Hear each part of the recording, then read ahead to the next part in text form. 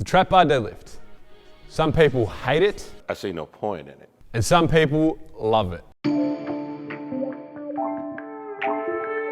Today, we're gonna go over why the trap bar deadlift can help you build a bigger barbell deadlift, when it may be a good time to use the trap bar deadlift, and how we can execute the trap bar deadlift dependent on your goal, whether strength or size.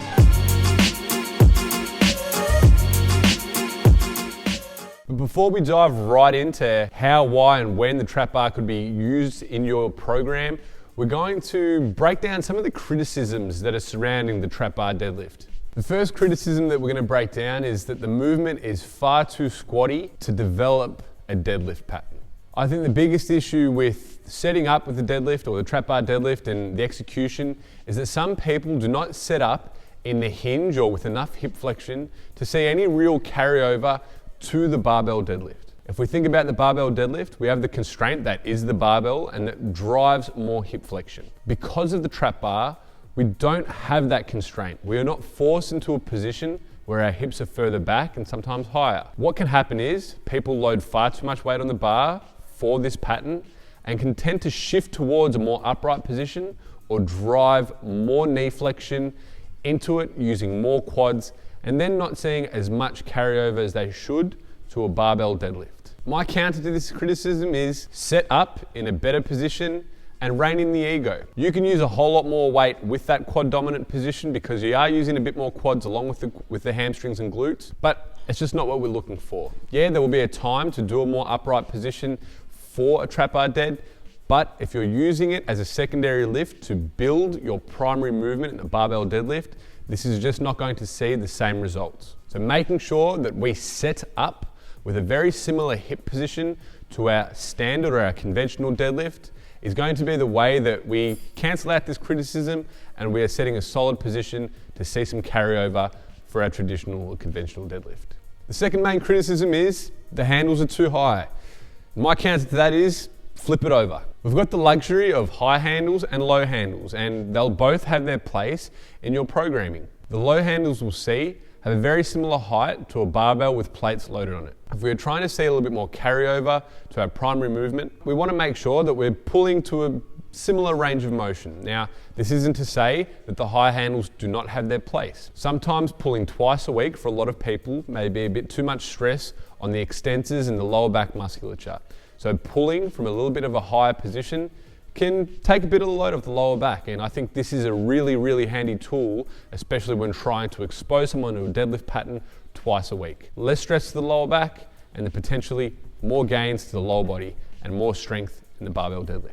And the third criticism, When used as an actual strength training device with heavy weight, makes this a rather dangerous and unstable thing to do. I wasn't going to include this one, but I thought it was pretty funny. An old school strength coach has come out with a pretty infamous video surrounding the trap bar and outlined with a whole bunch of reasons that the trap bar is a dangerous piece of equipment because of reasons like sagittal instability, and that if you can't execute the barbell deadlift or coach it, you're an idiot. I would counter this by saying that if you can't cue someone out of the supposed sagittal instability, then I think you're an idiot. So what we're left with critique-wise is a whole bunch of non-issues and a fair few solutions. Now we're gonna break down why the trap bar can help you build a bigger deadlift. We usually program the trap bar deadlift as a secondary lift for those that are looking to build their conventional deadlift. Once we have squeezed the 1 times per week frequency of a main lift of all of its juice, we look to increase frequency to twice a week. Now, what we include on that secondary day is something like a technical variation to improve a portion of the skill, so whether it's tension off the floor or trying to maintain upper back stability in a movement throughout the range or just build more tension, that's what we look to do with that technical variation. Sometimes we just want to move more volume, and I think the trap bar deadlift is a really good way of exposing someone to more volume in the deadlift pattern whilst limiting some of that fatigue that comes along with lower back stress to some of the musculature that's used in a conventional deadlift. So in the conventional deadlift, when the glutes and hamstrings fatigue, the spinal erectors and the muscles of the lower back begin to pick up the slack. And the beauty of the trap bar deadlift is that when this happens, the glutes and hamstrings fatigue, we can shift position to utilize our quads a little bit more. Now, when thinking about our secondary day of deadlifting, driving more fatigue to the spinal erectors or more fatigue to the quads. In a powerlifting specific program, I think I would like to drive a little bit more fatigue towards the quads just because of how prominent the lower back and the muscles of the lower back are over the course of a training week. You may be asking, when is it a good time to use the trap bar in our training? Now, we've already touched on using it as a secondary movement when we've got our main deadlift day at some point in the week, a secondary day where we're not using exactly the same musculature, but we still want to stress the same pattern. That may be a really good time to use it. I would probably program this a little bit further away from competition.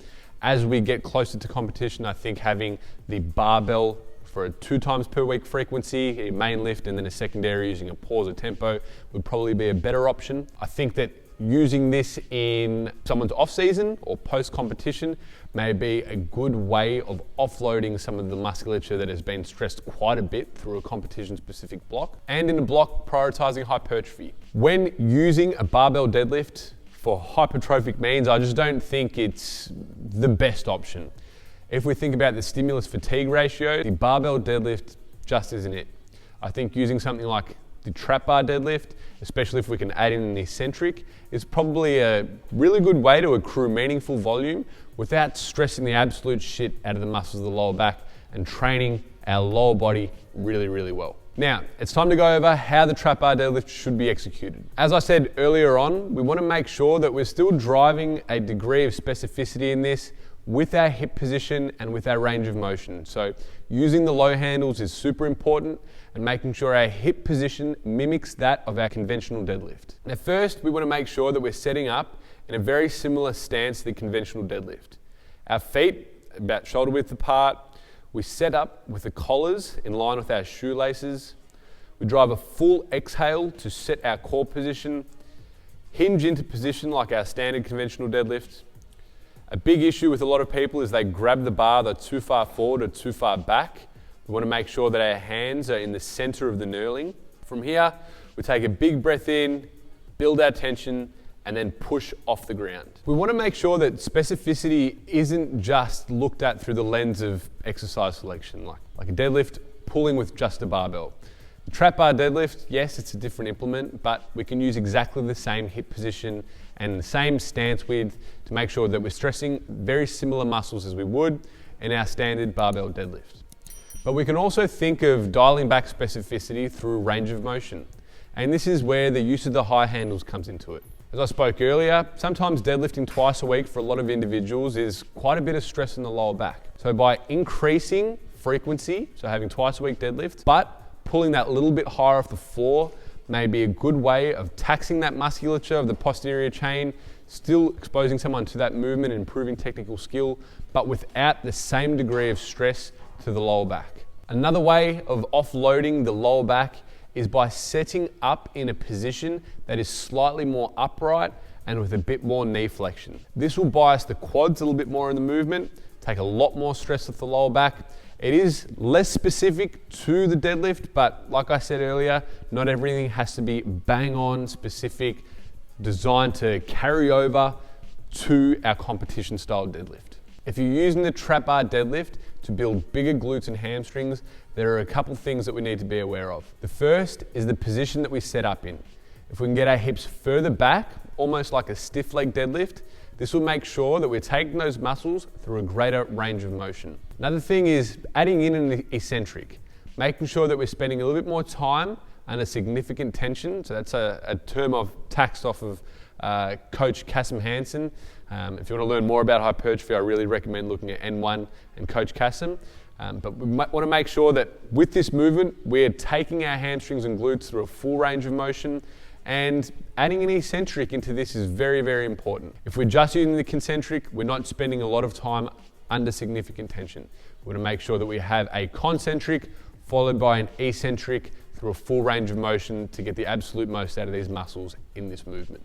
Whether you're using the trap bar to build strength, build size, or reintroduce full range of motion into your program, I think it is a great tool that everyone should be using. The versatility of it allows for a multitude of variations and uses, and I think that if you use it for a specific context well, you will see great results. If you have any comments or questions, don't hesitate to drop a comment below. Please like, share, and Please like, share, and subscribe. And as always, happy lifting.